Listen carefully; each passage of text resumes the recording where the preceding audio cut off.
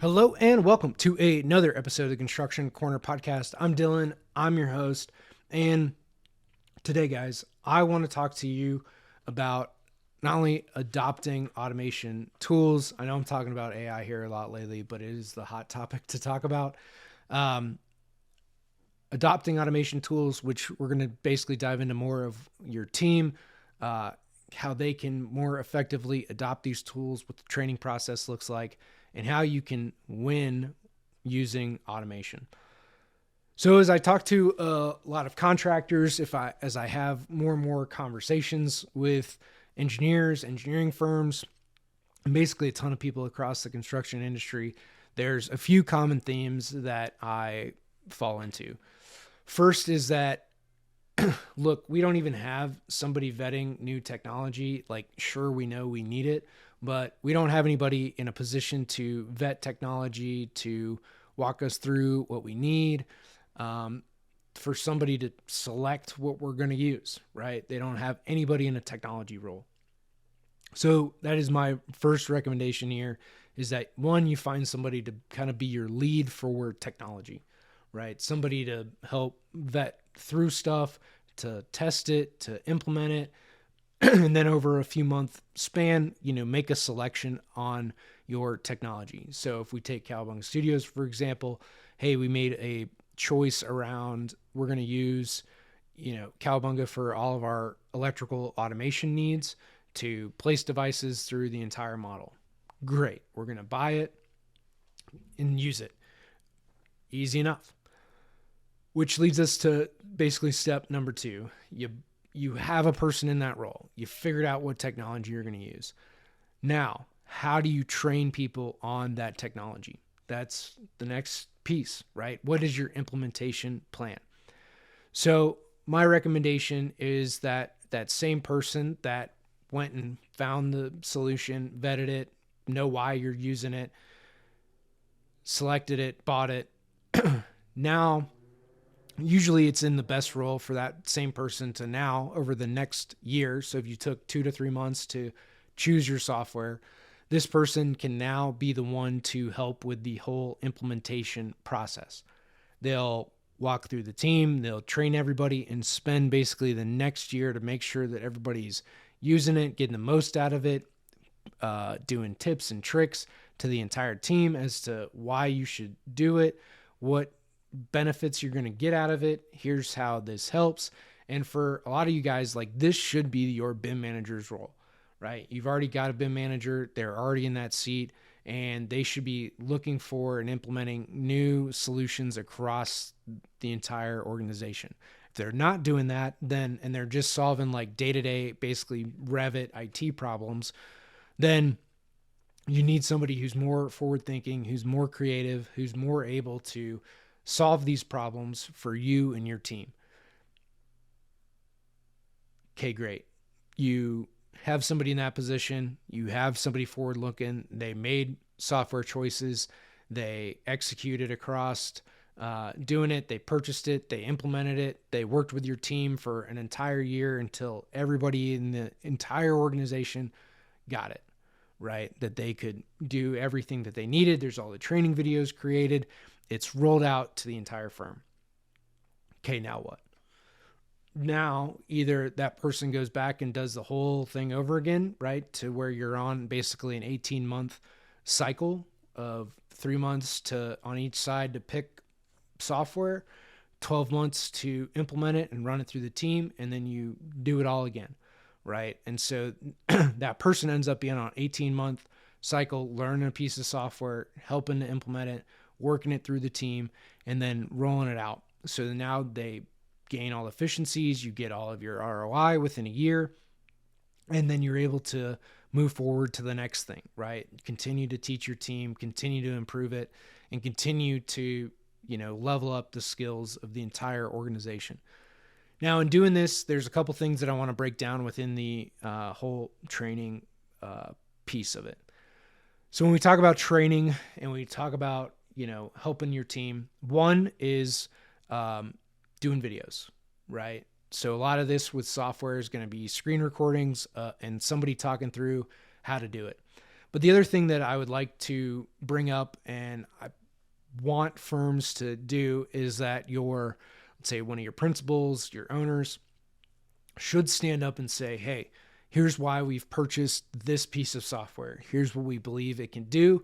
We know we've got a road in front of us to get it implemented, to be put into all the workflows, to go through the team. But at the end of the day, here's what it's going to do for us. It's going to double our productivity, which will allow us to do these 3 things for the firm, which will allow us to grow, to have more jobs. It'll allow you to get promoted. It'll allow, people to get promoted through the organization. Therefore, we're going to go after more teams. We're going to expand in new geographies. We need somebody to lead a new office, right? Like, that is a type of picture that we need to be painting for our entire team, so that everybody has a goal, a dream, something that they can reach and strive for. So when we do all of this, it allows for the firm to get behind it, for everybody to be excited. You got an implementation guy who's learned about the software, who knows what to do. They can then talk in that same meeting about, hey, here's how we're going to implement it and roll it out. I've created already this set of baseline training for everybody. And then every week we're going to go through basically Q&A or roundtable discussion of, these are the 1, 2, 3 things that we're having problems with this week. Here's what we're going to do. We're going to solve them one at a time, work through it with everybody. And then if that person needs to, again, spend more implementation time with individuals across the firm, like, this is one person, one problem, one nail at a time, if you will, as he goes through the firm and helps everybody to onboard the technology, to understand it and what they want to get out of it. Because we're all trying to follow this vision that the owner, executive put out to the firm. We're trying to implement and work on all of it. So 1, do that. 2 is screen recordings and basically just trainings, going through it. Hey, here's how it works. Here's best practices. Here's what we've learned to do. Now, when you have and start to build your library of hundreds, if not thousands of videos in training people, you need to use, you can put it into ChatGPT. You can use other AI technologies to transcribe it. If you don't want it going out, then I would use something like Descript to transcribe the entire video for you. Now you have a video or a Word document, text document of the transcript of it. It'll have keywords in there, and then you can search that with your video, right? Put them in the same folder, title it, whatever the video's on, and then you'll be able to search, in your Windows Explorer where that file is, and that'll allow you to quickly and easily access, that piece of training material. Now, here's how I've trained my guys on, like, how to use Revit and simple things like that. 1, here's a bunch of training materials. I go through a project, show them how to do it. Then, they get the next project, they go and do the work. Then anything that I correct, I just turn on Zoom, record my screen, and talk through, hey, here's what I see, here's what I do, here's all my corrections, and then send them that video, right? So they get a list of, hey, here's what you need to change, along with a video showing them what they need to do, right? Most of the time, depends on the project, right? If it's little things, I'm just going to take care of it in my review process. But again, recording so that they have that information to not make the same mistakes twice. But if it's bigger, more time consuming, then I say, here's how to fix it, and then go do this for, everything that's wrong within the project, right? You made 100 of these mistakes, the same mistake 100 times, I hope. So they're at least consistent across their mistake and they just didn't know any better. So then hey, here's how you fix this, go and do it and fix it in all 100 locations or what have you. So as I talk about, training and onboarding, and then this allows basically people to upskill, allows them to get raises. They're going to be able to do more. They're using those automation tools, so they're able to be more productive and contribute more to the team. So hopefully they're getting raises at the same time, and you're backfilling people into their positions behind them so that you can grow and move everybody kind of up the ladder, up the chain, so the team can grow and you can do more. Because at the end of the day, like, every firm is meant to grow. People are meant to take on new positions, learn new roles.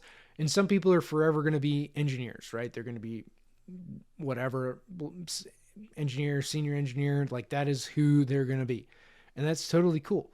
Others are going to want to move up and be project executives, spend more time with clients, go to client events, do proposals, do like all the basically sales, marketing, operations type work, rather than just being an engineer and sitting in the office and banging out, work, right? You got all kinds. It takes all kinds to do it, but you got to know who is going to fit in what role. And when we look through all of this, like it's super important to know who's going to fit in what seat, know what they're best suited for. And a lot of this, when you start to use automation AI tools, takes a lot of like the grunt work out of it and allows them to be the best at whatever they're going to do, right? Same with proposals and putting pricing together, gives some general ideas of pricing for, obviously Kowabunga Studios and our layout tools are able to do that. In other areas, for strategy and whatever else, like I use AI a lot to have conversations around like, what should the strategy be? How can we be more efficient with marketing? What can we do in this way for marketing? If I were to, implement this other plan to help me market in a new geography, how would I go about it? What are the tools and tactics that I should implement and do so that we can be effective in a new geographic market, right? All of these things are super important for automation, for learning, for productivity, and so that you and your team can effectively do more in less time. And a lot of this, like when you start to use automation tools for everything that you do, ends up being something that you might be worried about, like losing control or anything else. Like you're only going to lose control if you never review any documents that get put out. Like if you don't back check things that are going on. So now your main job, and a lot of, if you're using AI for and automation tools for a lot, your job's more in QA QC, is in review. And frankly, that's what more your senior engineers end up doing, is review, QA QC, going through, verifying where things are, counts, circuiting, right? Like that is what it is. And so the sooner that you can get your team up to that level, like the more productive they're going to be. So if a guy like fresh out of school, right, just graduated, and again, I'm going to use engineering examples, but graduated with his engineering degree, goes to work in your firm, you have him using automation tools, right? He's laying stuff out. He doesn't really know what he's doing per se, but using that automation tool that knows how kind of buildings go together, and he can only, screw up so much, right? There's boundaries in what he can or can't do. Now, hey, like lay out all these lights. They're going to be centered in the room, but, snap them into the grid so that they're all going to fit in a line to the grid. All right. Simple enough, right? That guy now goes through and spends the day organizing and aligning all the fixtures to the grid. But he just did more work in a day snapping it to the grid than having to do calculations, figure out what the spacing is, these room sizes are different, all that kind of stuff. All those calculation pieces have gotten taken care of for him, right? The software did it. And so all he needs to know is that it's 40-foot candles in a classroom. Okay, great. Now the software does all that work. He aligns them to the grid. He just became like 4, 5, 10 times more productive, right? Like at least twice as productive in putting a project together. You got way more out of that guy. He's learning, seeing more because he's getting more repetitions, because he's seeing more rooms, more layouts, more designs than if he just had to go room by room by room, right? So that guy's getting more exposure, seeing more productive, learns more, does it faster, right? For his, not only for his education, but because he doesn't have to wait till every device is placed, he's seeing it done and what a done product can look like. So they're able to move faster through it. They're able to get more done, be more productive to the firm, and do all that coordination, kind of upfront grunt work, and do that as a fresh new grad, first day on the job, spend more time understanding like, well, how do these lights work? What are the control systems, right? Designing the controls for it, looking at circuiting, figuring out how these pumps and motors work. Do we need starters or VFDs or anything else that's going to go into this project? Like all of those parts and pieces can now, he can spend the time to research it, to have those conversations with ChatGPT about like how a pump works, how a VFD works, how all this gets connected. What do they need in it? Right. So all of that education and learning can be done because he's not spending so much time in like tedious time consuming drafting work. They're getting more exposure to more projects and doing it faster. So that's really where automation plays its part. Again, if you set the vision for the team, you have the implementation staff to do it, know how to use it, reinforce that for a year for everybody of, hey, are you using it? And now with Kowabunga Studios, you can see who's using it, who's using the most of it based on the number of devices placed across the model through our dashboard, which then gives you insights to your projects, what you're actually doing and using and placing, which is pretty cool to see all those statistics for your team broken down by person, right? Huge benefit to see who's actually using automation across your entire organization. So at the end of the day, like what I want to see across the entire industry is more training for people, bringing more people into the industry so that we can do more work, right? But you don't have to. You can scale and do more projects with fewer people, fewer headcount, and everybody just becomes way more productive, way more effective, and able to move through those projects faster. So at the end of the day, you're going to be able to retain and keep those A players because you can pay them more. They're going to not hate their job so much because they're not working crazy hours, and everything's just going to be a ton easier for them, right? That's the whole goal for automation, right? Like an ATM machine, the automated teller, right, is so that you didn't have to wait in line at the bank. You can go get cash if you need it. And now the only thing that you're going to do like in a bank is if you need to talk to a banker, you got to get lines of credit, you got to open a loan, you got to do other like higher end banking needs. That's really what you go and talk to a teller or banker. You got to add signature cards and whatever else that you got to do for your organization and business.